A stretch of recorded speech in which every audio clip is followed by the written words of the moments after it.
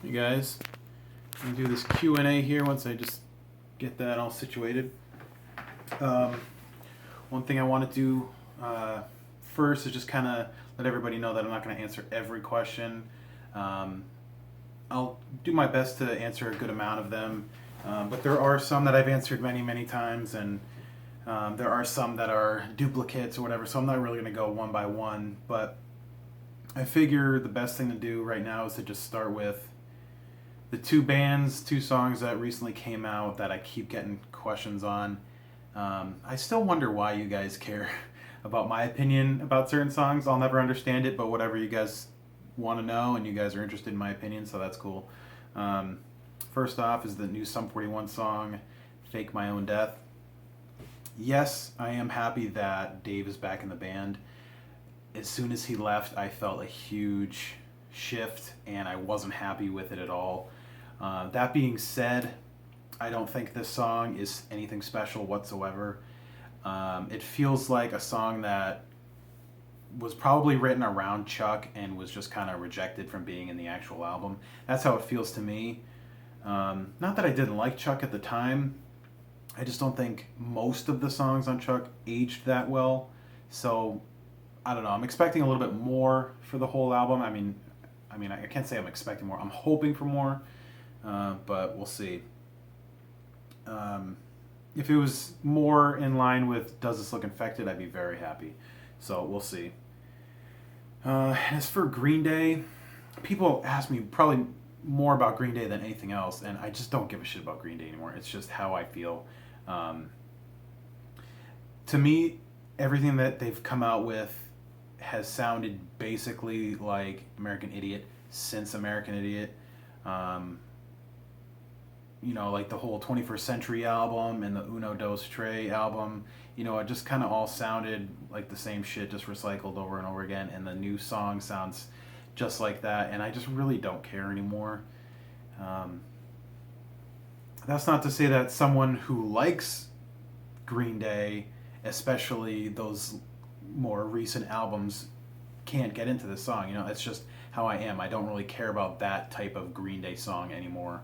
I've always been more of a fan of Nimrod and Warning and Insomniac, Dookie, and so on. So this new wave of Green Day, it just does nothing for me at all. So no, I have absolutely no intention of even really listening to the album once it comes out. The only reason I listened to that song, Bang Bang, at all was because you guys asked me so much about it. Because other than that, I just had no interest in it at all. As for the Sum 41 album, I will check it out, but I don't know. I'm not really expecting all that much. So, we'll see. Next question. What is your favorite Pop Tart flavor? That's my friend Tim for you. I don't really like Pop Tarts that much. I used to eat them when I was a kid. I was always eating the strawberry ones because that's always what my parents bought. But I haven't really eaten them much at all in the last like 10 years. But if I was going to eat one, it would probably be the brown sugar cinnamon, I guess. Skater Dan asks if I'm into all this Pokemon craze. I've been a moderate Pokemon fan for the past almost 20 years now. I've followed, for the most part, all of the handheld video games like Red, Blue, Gold, Silver, and so on, up until some of the more recent games. But the new Pokemon Go thing, I just feel is really stupid. It's cool, yeah, you go out and catch your Pokemon, whatever, and you have fun finding stuff and, hunting down whatever. I get that, it's cool that it's getting people out there, but you can't do anything with any of the shit, I just don't really see the point. If you could battle people and you could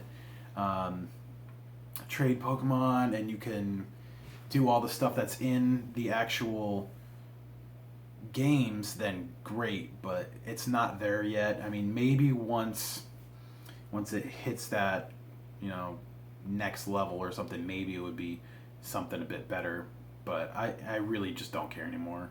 Pokemon as a whole isn't really doing it for me anymore. That being said, I really only gave a shit about the RPG games just because it was basically like a Final Fantasy or any other JRPG game, but it was just with creatures instead of humans or whatever. So I always thought they were alright. Sailing Whisper is asking if I'm going to the Blink-182 show in Mansfield, Massachusetts on the 19th. No. I've mentioned before that I have no interest in going to see Blink with Matt Skiba. I mean, I love Matt Skiba, but I just don't care about him singing Tom songs. I get it, but I don't know. It just doesn't do it for me. And even the last couple tours that Blink went on with Tom, I just didn't have any interest. I saw them when they were still in their prime, and I'll always have that memory, but it's not the same anymore, to be honest. Gunner asks if I'm going to join a band. No, I'm not really planning on it. Trying to find people that are willing to actually work with me is just not easy to do, so I just kind of do my own thing. I work on my own pace. I don't have to rush to a practice space, once a week or something. I don't have to fight other people's opinions. I just do my thing and I'm happy with it. So, another Green Day question. I like cereal. Was there ever a moment or period that triggered your love of rock? Or were you born and raised loving it? As far as I can remember, I've always liked rock and roll and metal, especially. My father pretty much grew me up on that stuff. So, I mean, the first band I ever really liked was Rush, and that was a long time ago. My first CD ever was Manowar's Louder Than Hell album. So other stuff like that, AC/DC, Van Halen, The Cars, I've always been big into those types of bands. Julian asks how I feel about the Smiths.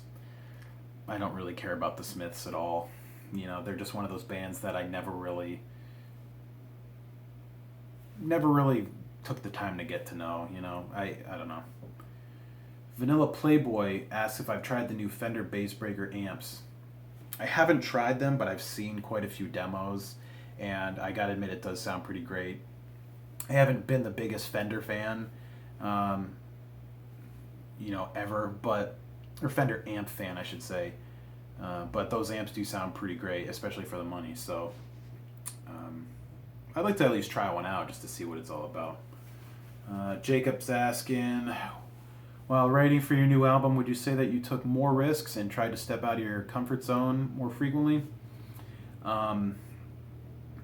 It's not like a constant push for me to go out of my comfort zone. It's more, at least compared to the previous thing that I did with Terrible But Great, the only regret I really had with that album is that I don't think I took enough chances. And on this album, I'm just letting it flow. I'm not really focusing on whether or not it's going to please anybody other than me. I do still go to Grant and Eric, who are big helps with my music writing, and see what they think, how things are flowing. But other than that, it's still very much me just trying to please myself. And I do feel like I'm trying to push a bit more, and I'm trying to, for lack of a better word, show off a bit more, just to have some more fun. That was something I really wanted to do on Terrible But Great. I wanted to just be a little bit more riffy and a little more creative.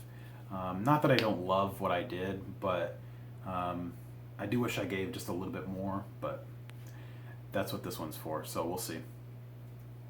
Dr. Adam Fish is asking my favorite bass guitar riff. The first one that always comes to mind is Hysteria by Muse, but I also really like Digital Man by Rush. That's a very good one too. Another question from Jacob: have I ever used Bias Effects? No, I haven't, so sorry.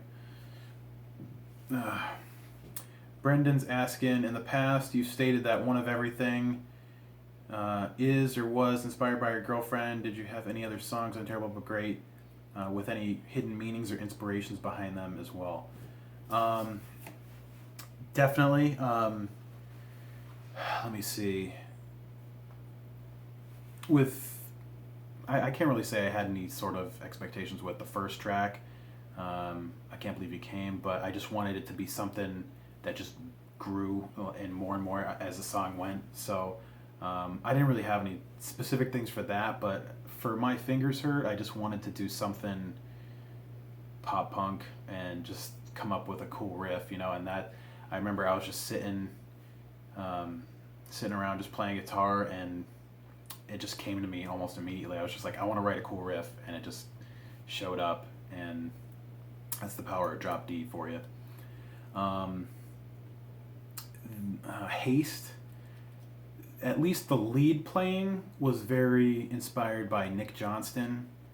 Um, Not so much the rhythm or whatever, but just the way that I approached that song melodically. I tried to take a page out of Nick's book, and I think it worked out pretty well.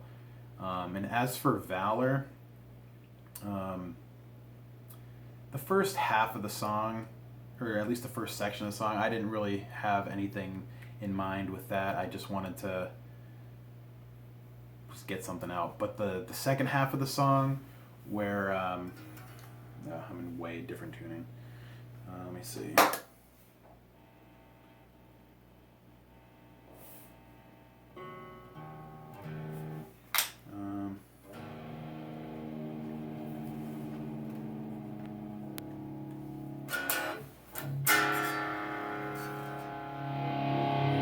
This riff.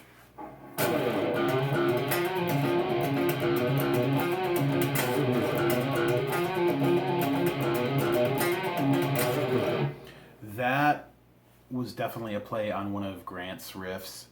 I wasn't trying to rip him off, but I just really like that open low note mixed with higher notes. So instead of doing something like or whatever down there, I tried to bring something up here. So in in Grant's riff, Ground Pink, it goes like this.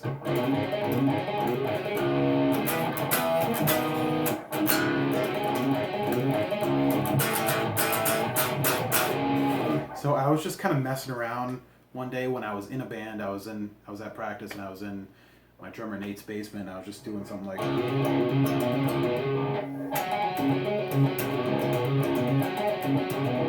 and I was like, that sounds kind of cool, but it wasn't quite there yet. And then I just kind of came up with, and it just kind of worked from there. So that was very Grant inspired. He writes a lot of awesome riffs. Brendan's also asking my thoughts on The Cure. They've definitely got some great vibes. I can't really say that I love all their songs, but there's a decent amount of songs that I can get into. But they're not a band that I actively seek out, music to listen to. But if they come on in like a '80s playlist or something that I'm listening to, I don't skip it. I usually can get into it. Another Green Day song, or Green Day question, skipping that one. If you had to listen to the same album for the rest of your life, what album would it be? The first thing I thought of as soon as I saw that question earlier was Rush's Moving Pictures, but I don't know. It could also easily be Rush's Signals. I really like that album a lot too. And I could even say the EP trilogy by Pliny. So all three of his EPs, it would be Other Things, Sweet Nothings, and The End of Everything. That's just a great bunch of songs. I don't know if I'd ever get sick of those either. But I don't know. Any of those, really. Let's see. On a scale of 10 to 10, how much do you love propane and propane accessories? Probably 10. Yeah, probably 10. Another Green Day question. Henry asks, have I seen Stranger Things yet, and what do I think? I binged it this past weekend, actually. I started it, I think, Saturday night. Watched a couple episodes then, watched a bunch more Sunday, and then I rushed and finished the last episode before work on Monday morning. And I thought it was awesome. You know, I can't wait to see more. And I thought it was really well done. I don't think it was perfect, but, you know, I had a lot of fun watching it. You know, I was hooked immediately. I thought the casting was great. I thought the music was great. I thought the story was a lot of fun. Kind of spooky, you know. It's totally worth watching. But I will say something I noticed. There's one point where, what the hell's her name? Whatever the girl's name is, one of the main girls, not the psychic girl or whatever, but the sister who's dating that jerk. They pull up to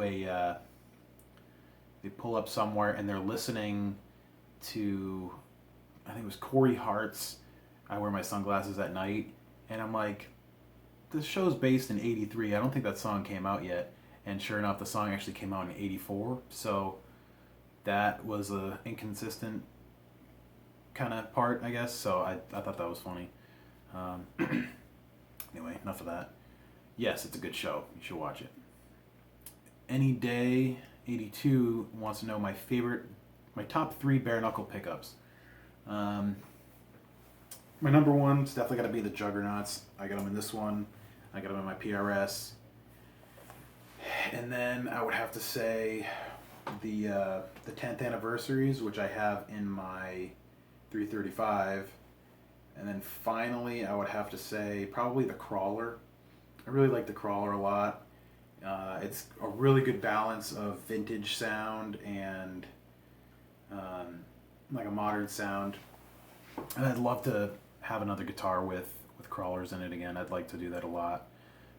But as of right now, I just don't have anything that would really suit a crawler. Let's see.